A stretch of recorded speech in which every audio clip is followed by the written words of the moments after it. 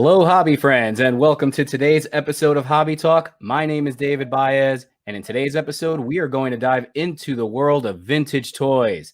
Today's guest is a seasoned vintage toy collector and longtime overall hobbyist.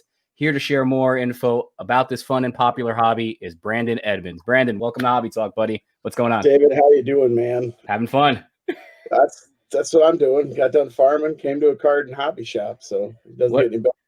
What is it with farming and hobbies, man? You got to have something else to do with your time, or all you do is think about how much money you're trying to lose. So, well, I got to tell you, I was really excited about this episode. As you know, in the beginning, we started a lot on what I kind of dive into the most, which is more in the card side of things. But it's not to say I don't have a heavy interest in a lot of these other hobbies, namely vintage toys. I am absolutely not well versed in it, so it's great to have someone who's seasoned in the topic and willing to share some good information. So thank you for that. I'll start right out of the gate asking the question I ask everyone, Brandon. You know, if you could tell us a little bit about how you started, what was your main focus and why? When I got into toys, it was mostly because my brother and I wanted all the pieces of whatever we were playing with. So if it was Transformers, Master of the Universe, G.I. Joe, we wanted to have everything that was in the shows, everything that was available. And then it turned into, we kept our toys nice. Well, let's just collect them. And then as I got older and I found disposable income because I was employed, I said, man, there's a few pieces I want to go back and get. And then it was, man, I really want to start getting some of this in its box. Then I want to start getting. So, you know, my mom was always a collector, and then I started collecting, and then it just got worse. It's saying it got worse sounds bad, but that's what happened. You say so? Your mom was a collector too, huh? Yeah, she collects. Very cool. Like hers is more of a Western theme. I don't know if you remember it. They used to have those little. They were like a plastic acrylic Indian and cowboy guy. You know, she collected those from back in the 50s and 60s when she was a kid. Very cool. So, why don't we start things off regarding the hobby itself with a 101? Yeah. So it's kind of like the sports card market. The things that are hot are whoever is coming into their own and like a disposable income. So right now in sports cards, 80s, the late 70s, 90s are getting hot because those are the guys that are getting older. So the toys are the same thing. Your Star Wars, Star Trek, G.I. Joe, Master of the Universe, Transformers. There's even some obscure stuff like Mask that's quite popular. And that's what people are getting into right now. So when you collect toys, I mean, you can go back and collect tin toys if you want, and from the 50s and 60s and 40s. You can collect all that type of stuff too, but it's not what's hot now. It was what was hot when my mom was my age, when she was 40. Right. That was hot then. And now that I'm 38, 40, what's hot is what when I was a kid. Right. And that's what you're looking for is, and that's what you're seeing a lot of. So when you go out to auctions and stuff, you're starting to see that stuff surface because kids are either, I want to get rid of it, or their parents are tired of holding it. And so now it's coming surfacing, and you're actually seeing a ton of this product. Mm-hmm. And not that toy companies aren't getting it too. I got an example of this because I just bought it the other day. So this, oh, very cool, looks like the 1980s G.I. Joe box. right. Looks like the toy. I got this in Walmart today. Really? Yeah. So what you're looking at there is the toy company realizes that guys like me are now at the age where we want to buy that because we used to have it, or we want our kids to play with it too. Right. What about rarity in toys? Why don't we talk a little bit about that? What are some of the rarest or most sought after toys in the hobby today? Okay, so a fine example is Star Wars. When Star Wars was getting produced, you know, the first toys were a smaller print run. That first series, the 12 card back Star Wars toys, so 77, 78. And then you know, people are like, oh, this is popular. So that next run's not very, you know, there's tons of them. Empire Strikes Back, there's tons of them. And then the end is hot. So it's again, you can think sports cards if you're a sports card guy. Card number 1 was on the front of the pile. Right. 1952 Andy Pafko. It's expensive. Right. Why? Because it got destroyed. Rubber band was on it. That's how it is. Right. When you're looking at toys, it's the same way. That early run, is this going to work? That's scarce. Star Wars 12. They say it's a 12 back. It's the pictures on the back are the first 12 figures, and then it's scarce in Star Wars are the last 17. Very, very scarce last 17 Power of the Force figures. And all the toys are that way. Those are scarce. Those are rare. And then the big items, Master of the Universe would be Eternia. Mask, it'd be Boulder Hill. G.I. Joe had a few of them. They had USS Flag was the aircraft carrier. The thing was like 6 foot long. It was huge. Right. Right. Yeah. They had a Terradrome, which was the big Cobra base. It's those big play sets are rare because not every kid could afford them because they were $100 back in the day. I mean, that's a lot of money back then. And then Yeah. that first run stuff, like there's a first run Ninja Turtles, and those are extremely rare to find, especially carded as the early run, and all it's on the back are the pictures of the first. It's 4 Ninja Turtles, and then it's like Splinter, Foot Soldier, Rocksteady, and Bebop. Right. And that's it. So it's the early run stuff, and then it's the really late run stuff. Those are rare, and then the big items. So when you're talking about like the sought after and rare toys, what would you say is like the gap in price or in availability between something unopened versus something that's let's call it raw? I mean, I'm using card talk, but Yeah. you know how it is in our world with unopened. So I'm curious, in the toy world, how does that compare as well with, let's say, some of the examples you just gave right now? Okay, so a great example is like the USS Flag GI Joe aircraft carrier. In raw, good shape, the parts and pieces are all there. You $1,000-$1,200 for Wow. that piece. In its box, sealed, $6,000 Wow. all day. And that's all day. And if the box isn't better, some of those boxes stayed sealed, but maybe they got wet or they got a chunk missing or a cut in them. Corner ding or something like that. Cards. Yeah, it's just Yeah. like cards. What kind of condition is it in? I got a good example, carded figures. So this is Spock from Star Trek, but you can see that card has warp. Right. So is it still a carded figure? Correct, but that degrades your value. On these, they have punch holes. I don't know. Right. Get my big rear end behind it. It's hard to see, but so you can find them unpunched, which is actually that figure never hit the shelf and never got hung up. It's worth more. So it's that type of variance, and you can see back in the day, some things didn't sell. There's a clearance sticker there. Yeah. I mean, I leave the stickers on. You can get them off. I leave them on because that's how they are. Yeah. I like it. I'm kind of the same, by the way, with I've actually submitted some of my my cello cards with the old, like, whether it was a grocery store, whatever it was. Yeah. Yes, that's 49 cents from Revco. That's the nostalgia of that item. Where was it sold? Did it make the shelf? Does it have a clearance tag on it?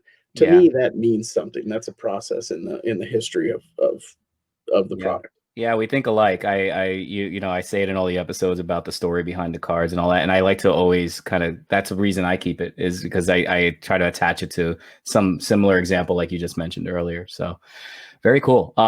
So let's talk about your collection. And let's talk a little bit about current items in your collection. What was the most difficult item for you to obtain and why? So my collection is ever growing. I buy a lot of items that I plan on selling, but I buy that collection because it has a piece in it that I need or an item. The item that is my favorite all time, and it's really not even the most valuable one, and I have it.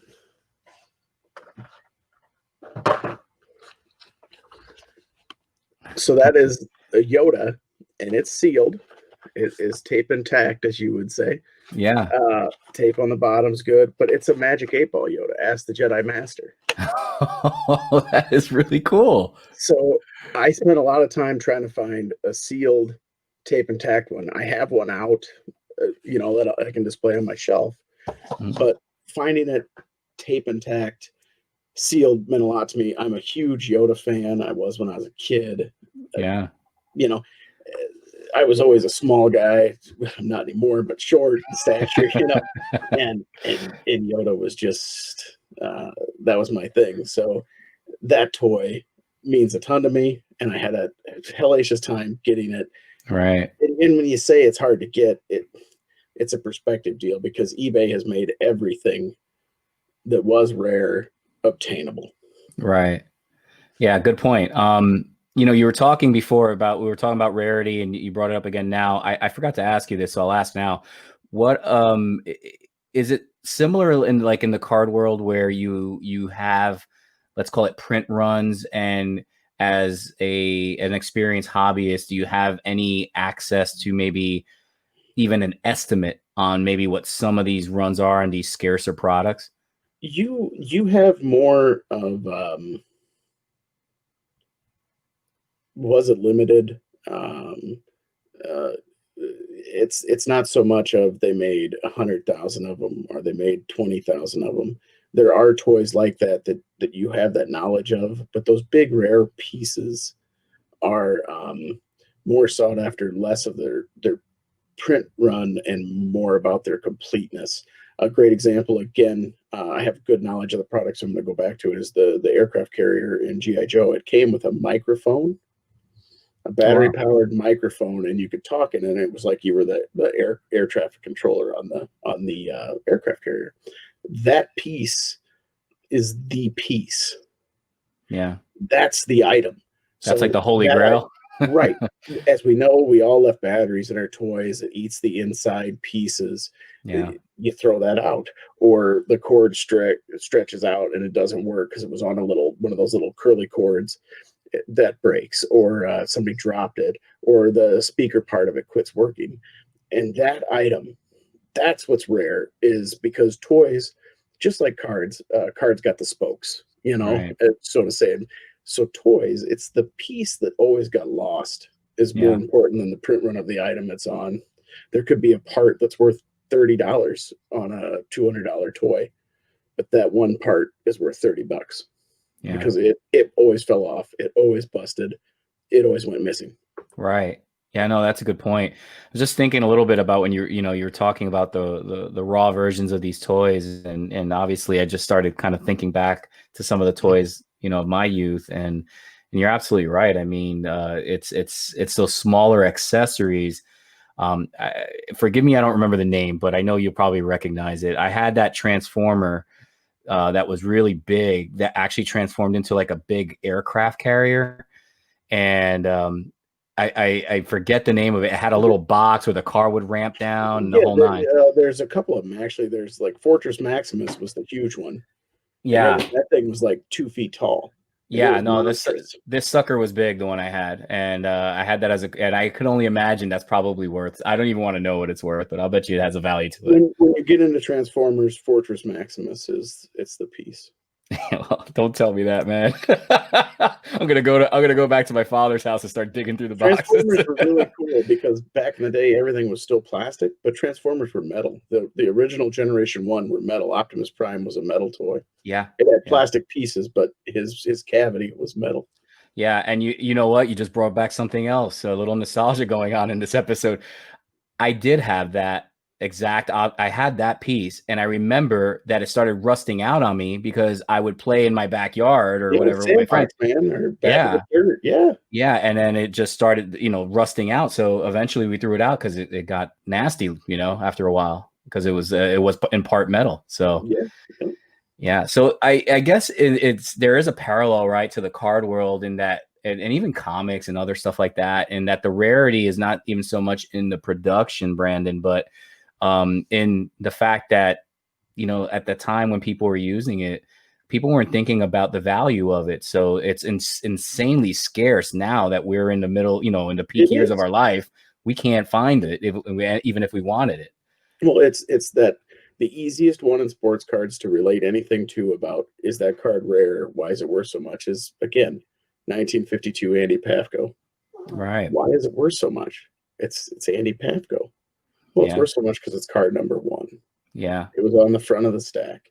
It was the first. That's what makes things worth something is Yeah. what was their ability to get damaged, get lost, get broken. I mean, GI Joes. I don't know if you remember. I don't know how much, but inside them, inside this little cavity here, there's Hmm. an O-ring.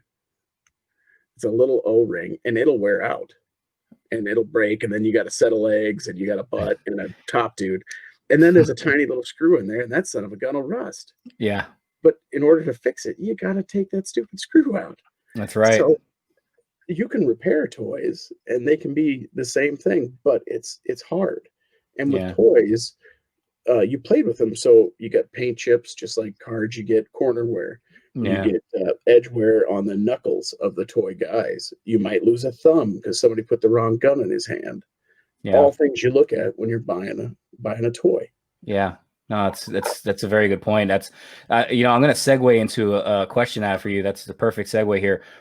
Let's talk about authentication. What are the key authenticators in the market, and what are the things that they're looking for? And I imagine some of the things you just mentioned might be some of that. But what are they looking for when authenticating? So the authenticator is AFA. AFA. Okay. It's the same company does comics, They do like toys. starting lineups as well, I think, Yes, right? yes. Yeah. It's AFA is the action figure part of that. Hmm. CGC or something like that's the comic. Right. CGA. And so when they look at it, they grade multiple things. You can grade a carded figure, Hmm. and they do it all in acrylic, so it's really awesome. I mean, it Yeah. takes up space, but it's durable. And again, when they grade the cards, they're looking for edge wear on the card. Is it punched or not? Does the card have warp? Does it have creasing? Is there surface wear? Yeah. Just like cards. And then like on each bubble, on when I say bubble, I'm talking about the good thing the guy's in. Right. You can actually look, and there's a pattern. If it's real, there's a pattern, a glue imprint pattern when the bubble was put on the card, and that imprint is what'll tell you, especially on a carded figure, if the carded figure is real, is you want to look for they call it waffling because Yeah. it looks like a waffle. Right. And I guess that's probably one of the key pieces they look at for another key piece to your hobby and in many hobbies, which is detecting fakes, right? Yes, because they're just like cellos in baseball. There was some really good recarders. These guys can make new cards, and they looked and felt like old cards. They had the right stock, and they could attach these bubbles really well. But that waffle pattern, extremely hard to copy. Right. Interesting. So, so is AFA you said is the name of the AFA. authenticator, right?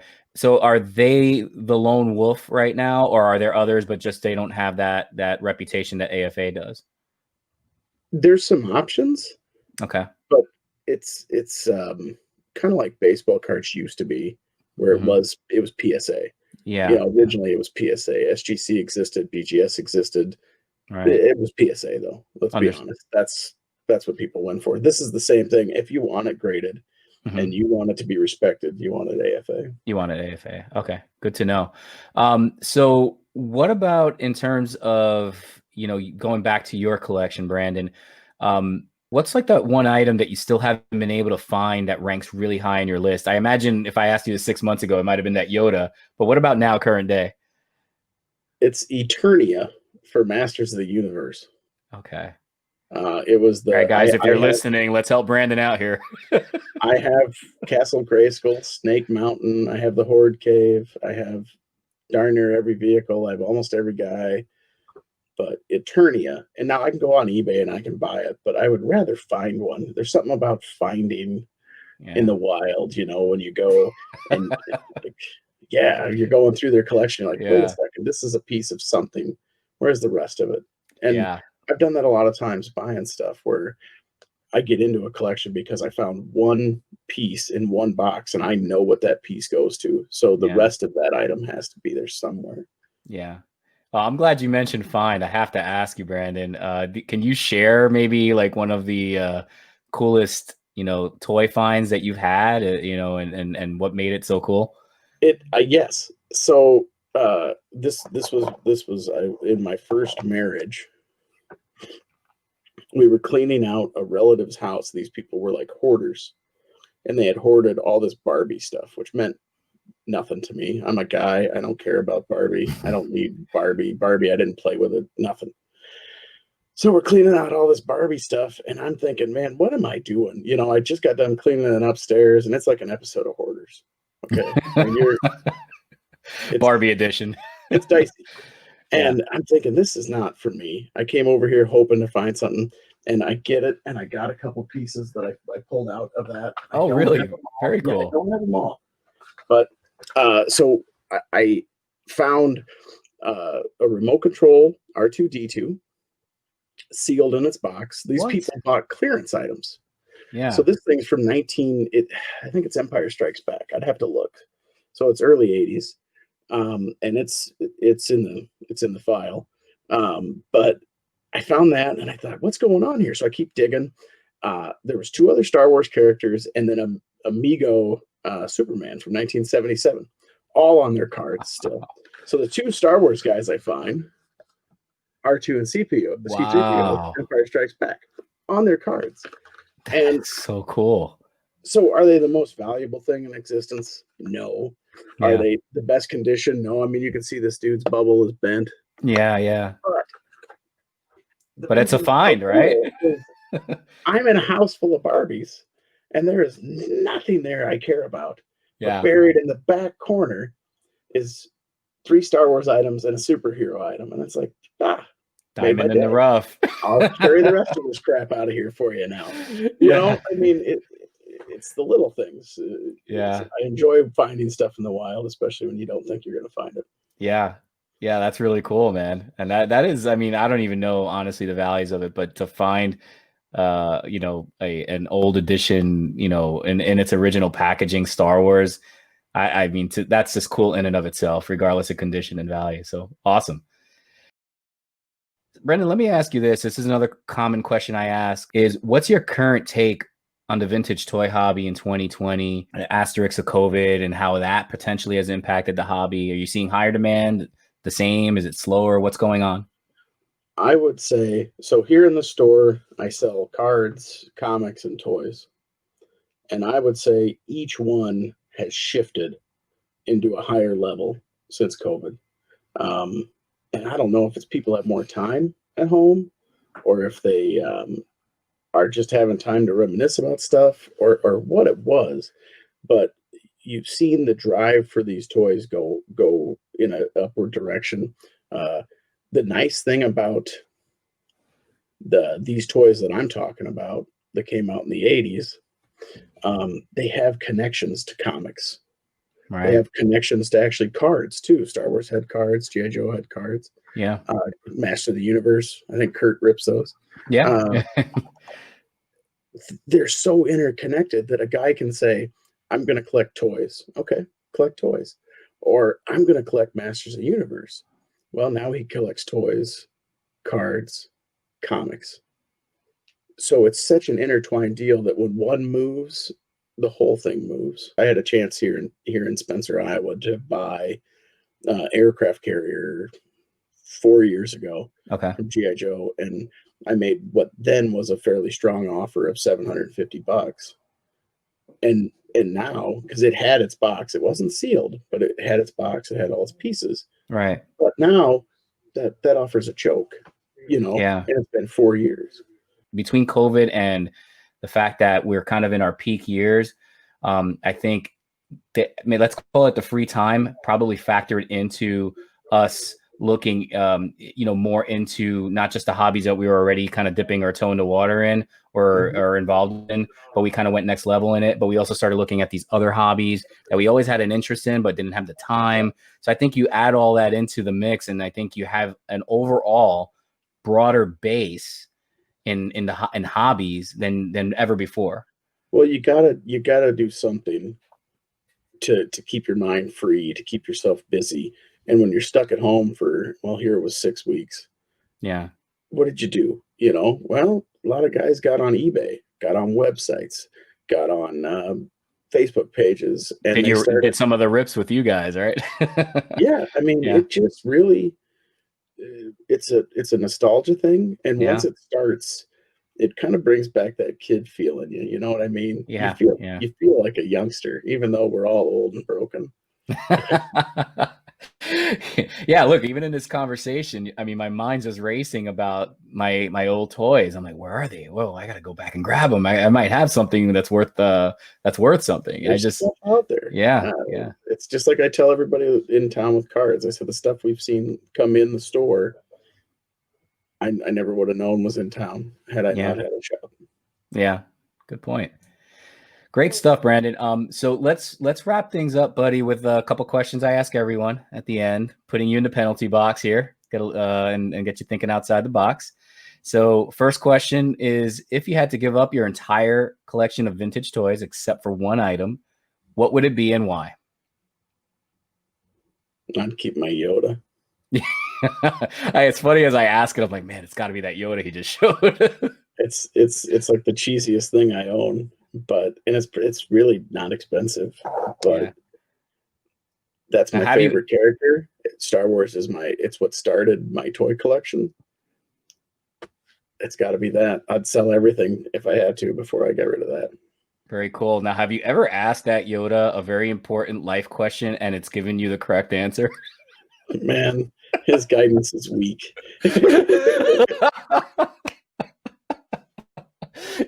Oh man, too funny. I can see, oh man, do I sell this or do I buy it? Let's ask Yoda.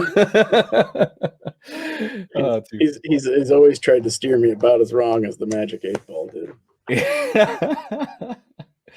too funny. All right, so I got one more for you, bud, and that's outside of vintage toys. I it seems like I might know the answers, but outside of vintage toys, what hobby are you most interested in and why? Sports cards. Yeah, yeah. I started doing that in 1988 with my dad and my brother, and it was just a bonding experience. You went to the card show together, you built the sets together, Very you cool. organized the collection together, and like I so sorry, I'm going to get on a side note, but No, go for it. so we're at our first national, me, Kurt, and Wayne, and we're Yeah. all standing there, and my dad died that year while I was at the national, and I got off the phone with my brother, and we had talked this whole time, and 1959 was his favorite set for baseball. So that year I went and I bought a PSA slab Mickey Mantle 59 Topps card because Mickey Mantle always got the spokes when he was a kid, and Roger Maris was his favorite player. And that set I've completed now, and that set, it's like this Yoda. I would sell Yeah. everything in that collection Yeah. before that set. Yeah. Thanks for sharing that. And that's what this is all about. That's a great story and it's a great memory and I'm sure that 59 top set to your point is staying with you. Yeah, Yeah, that will never leave. yeah, very cool. Brandon, I can't thank you enough for this info. I hope you join back again, and I would love to start peeling the layers on the vintage toy market and even cards with you. Since I know you dabble quite a bit in that. Yeah, we can anytime you want to talk, man. I got some time. Awesome. Do you want to, before we sign off, do you want to? I have your website ticking along the bottom. Is there any other information you'd like to share in terms of groups or Twitter or anything like that? On our website there, spencersportscards.com, we're starting to load items. It just came live. I think I made the post like last week. Okay. It's just live. I got a lot of comics cards coming on it. Toys will be showing up. Check out the shop if you're local. Check out the Facebook account, Spencer Sports Cards. We can answer questions, buy collections, or just hang out. Awesome. Great. Thanks again, bud, and we'll talk soon. All right. See you later, David. Hey guys, thanks for watching today's video. Please click on the like and subscribe button. Just a couple quick updates. We are officially live on iTunes, Google, as well as Spotify for our podcast. Go to hobbynetworkgroup.com for more details and links. Thanks for watching today's video and have a great day.